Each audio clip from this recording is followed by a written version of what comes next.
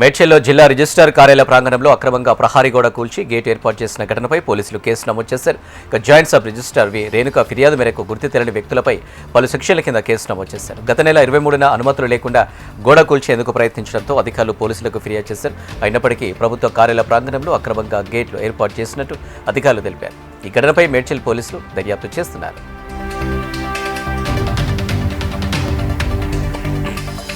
SIR కార్యక్రమంలో ఎవరైనా బెదిరింపులకు పాల్పడితే ఫిర్యాదు చేయాలని కంటోన్మెంట్ ఎమ్మెల్యే శ్రీ గణేష్ అన్నారు.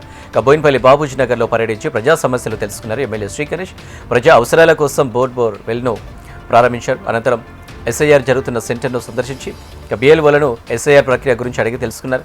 ఎస్ఐఆర్పై కొంతమంది బెదిరింపులకు పాల్పడిన వారిపై పోలీసులు వెంటనే చర్యలు తీసుకోవాలన్నారు.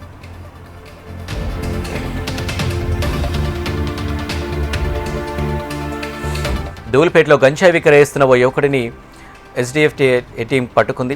అఫ్జల్ సాగర్ నాంపల్లి ప్రాంతంలోని ఓ నివాస గృహంలో గంజాయి అమ్మకాలు జరుగుతున్నాయన్న సమాచారంతో దాడులు నిర్వహించారు. కాంబ్లేష్ శివన్ అనే 21 ఏళ్ల యువకుడిని అదుపులోకి తీసుకున్నారు. అతని వద్ద 1.2 కేజీల గంజాయితో పాటు ఓ 2-వీలర్ను స్వాధీనం చేసుకున్నారు. ఈ కేసులో కాంబ్లే సోని, వికాస్, సరస్వతి, కైలాస్, దివాకర్లను నిందితులుగా చేర్చారు. పట్టుబడిన నిందితుడిని స్వాధీనం చేసుకున్న గంజాయిని దూల్పేట ఎక్సైజ్ స్టేషన్కు అప్పగించినట్లు అధికారులు తెలిపారు.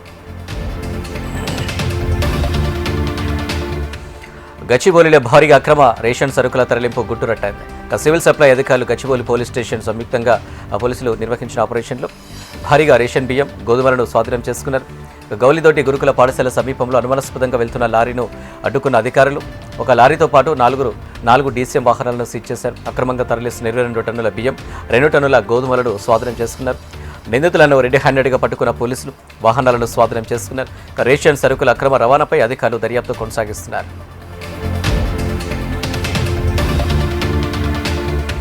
ఎల్బీనగర్ పరిధిలో అక్రమ మద్యం విక్రయాలపై పోలీసులు ఉక్కుపాదం మోపుతున్నారు. సమాచారం మేరకు ఎన్టీఆర్ నగర్లోని బెల్ట్ షాపులపై ఆకస్మిక తనిఖీలు నిర్వహించారు.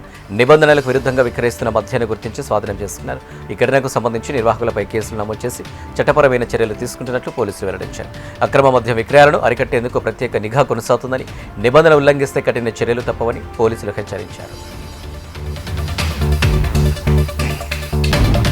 తెలంగాణలో అద్దె వాహనదారులు సమ్మెబాట పట్టారు. ప్రభుత్వ శాఖలో నడుస్తున్న హైర్ వెహికల్స్కు సంబంధించిన బిల్లులు 18 నెలలుగా పెండింగ్లో ఉన్నాయని ఆరోపిస్తూ తెలంగాణ హైర్ వెహికల్స్ అసోసియేషన్ ఆధ్వర్యంలో వాహన యజమానులు, డ్రైవర్లు సచివాలయం వద్ద నిరసన చేపట్టారు. దాదాపు 170 కోట్ల రూపాయల బకాయిలను వెంటనే విడుదల చేయాలని వారు డిమాండ్ చేశారు. బిల్లులు రాకపోవడంతో డీజిల్ ఖర్చులు, డ్రైవర్ల జీతాలు భరించడం కష్టంగా మారిందని ఆవేదన వ్యక్తం చేశారు. ప్రభుత్వం స్పందించకపోవడంతో రాష్ట్ర వ్యాప్తంగా 5,000కు పైగా వాహనాలను నిలిపివేశారు. ఆందోళనకారులను పోలీసులు అదుపులోకి తీసుకున్నారు.